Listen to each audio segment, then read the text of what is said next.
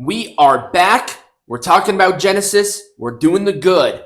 This match was awesome. Match was fantastic. It was awesome. Mm-hmm. Now, I will say they did bring up Chris Bay a little more. Much. I like sort of to keep sort of those injuries. Chris Bay is it was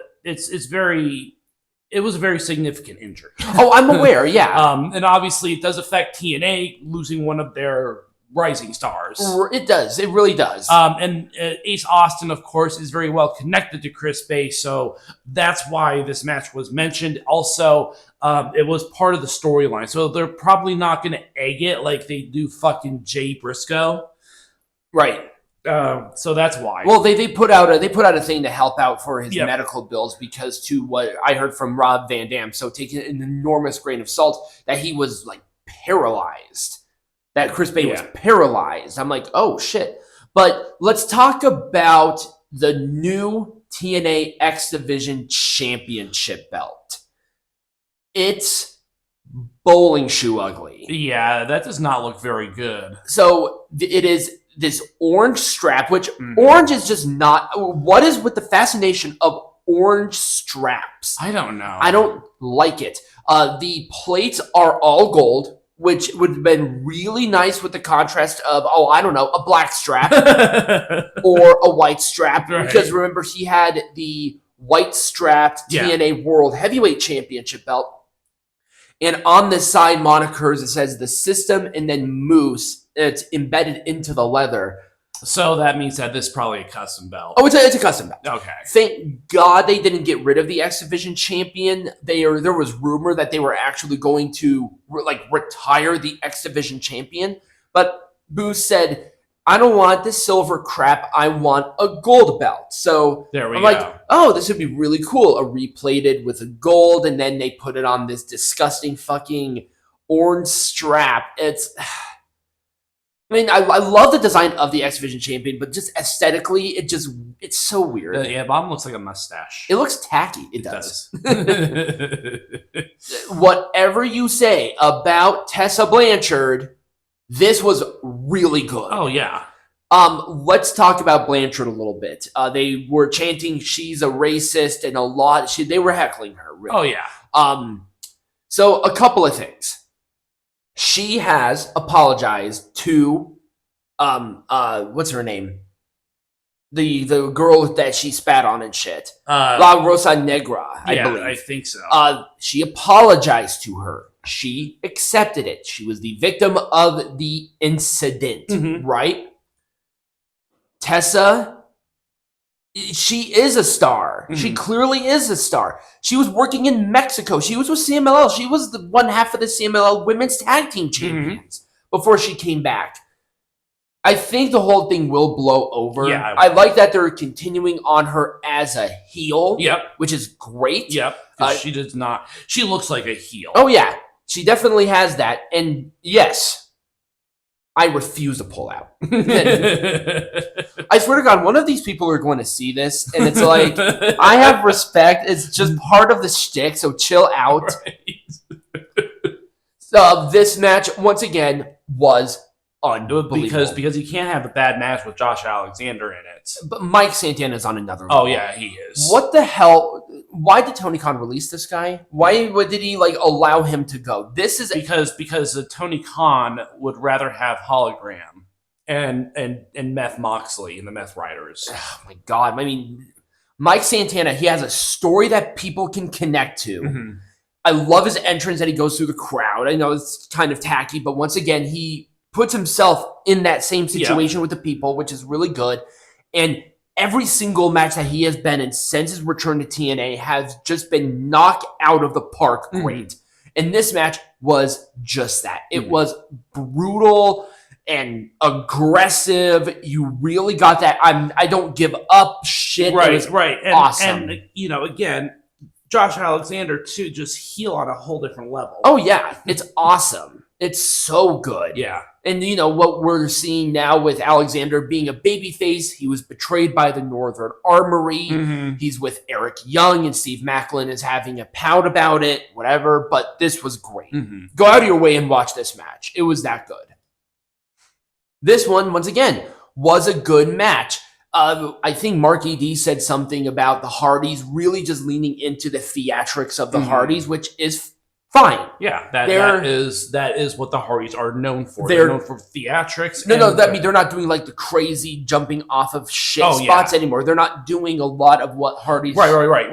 Like the Hardys are known for their kind of over the top things, and then also the extreme stuff. Obviously, they are older; they can't do very much of that extreme stuff. Matt Hardy's goddamn spine is pretty much just one big bone at this point. Yeah. Jeff is just Jeff. I'm pretty sure he's more broken than anything. He's more drugs than man. Even though he's not contributing to those drugs, he's probably still more drugs than man. Right. But, I mean, I think the Hardys as tag team champions is great. Yeah. I mean, they're in a good spot. They're not main event right now. No, they really don't need to be. They don't. I think they really want to bolster the tag division. They want to retire together. They want to do that one final run-in with the WWE thing. We could see them in the Royal Rumble. We could see them do one more match at WrestleMania. Yep. How cool would that be? The defending the TNA World Tag Team Champions at WrestleMania. That would be really cool. That would be awesome. It would be great. Was that it for? No, I have one more. Sorry. There we go. Cora Jade's direction going to TNA, I think, is a net positive. I think Cora Jade is awesome, and I think this will be. We're going to see a little bit more of this crossover, so I'm very excited for that. Right, exactly. And once again, I refuse to pull out. Once again, I feel like I'm just going to be called a misogynist. And then, this couldn't have been done any better with, the new way that they do the main events for the big pay-per-views, which is awesome looking. By the way, production just across the board. Oh, yeah, just leagues above. I'm sure WWE's helping out with it. Oh, yeah, I'm sure. Doing the production for something like TNA, I think would be great for maybe people to get introduced into how to do production for wrestling shows. And maybe that's a way that they're doing it now. Maybe. It's like another avenue to sort of continue with making sure that crop of talent is ready to go for the big time. Right. Putting up the setup and the lighting and all of that. You have a certain amount here for NXT, but here's another avenue for this. Here's more work, Right. But it was a great match. Yep. I think Nick Nemeth played as a heel phenomenally. He was awesome. This was Joe Hendry's moment. Yep. It was now or never. And they pulled the trigger, and now Joe Hendry. All have to believe in Joe Hendry. People lost their minds. Yep. I'm pretty sure the first three sections were all pregnant, including the men. I mean, I know I felt a little wiggle down there, but it was just a feel-good moment for everybody. It was. Right? So, with the good, there were some bad. Now, there weren't a lot, but there were some that were glaring. This match was stupid and useless. I hated how they set it up. Yeah. It felt like a TNA match. It felt like a regular TNA match, not a pay-per-view match. Right. So that was lame. It was a fine match, but this was not Genesis. Maybe if this was on the countdown, perfect. Yeah. Great, go for it. But no, they wanted to do Leon Slater and Frankie Kazarian, which, to be honest with you, had a better rivalry. And I watch it every week. Yeah. This was the Elegance's time to win these belts. I'm going to disagree with you on that. I don't think so. Give them a few more months of shenanigans. But the problem is that who else can go for these tag team champions? What other women's tag team are there here? Unless they do maybe more NXT teams. Yeah, that's what I'm thinking. Is there might be some more NXT teams, and that might. And there's a lot that can happen. By Elegance, I think as a team is a little too new still.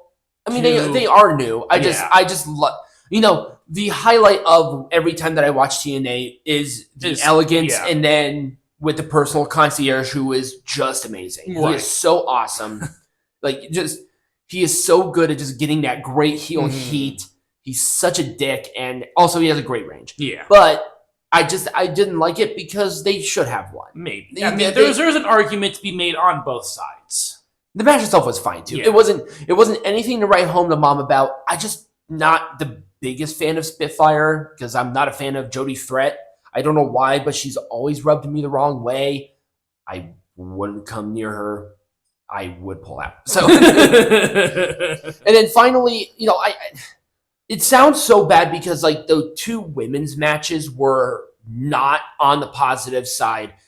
The match was fine, but I don't like it that Rosemary continues to essentially be the sacrificial lamb for all the other champions. Yeah, I don't like that either. They book her really strong, Yeah. very consistent. And then when the time comes, she drops the ball. Right, and then they book her like she's the ultimate killer again.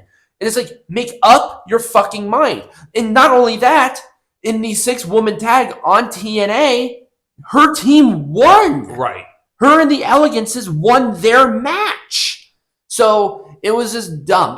But overall, the Clockwork Orange House of Fun match, it was fine. Yeah, it's a gimmick match. It's the gimmick match that Raven brought up. They had Raven do it. Cookies and ice cream. I do like that they are taking the women's hardcore matches more seriously. It's like they are doing fairly dangerous spots. Like the guys do this too. It's really cool to see that they're giving them the confidence to do it.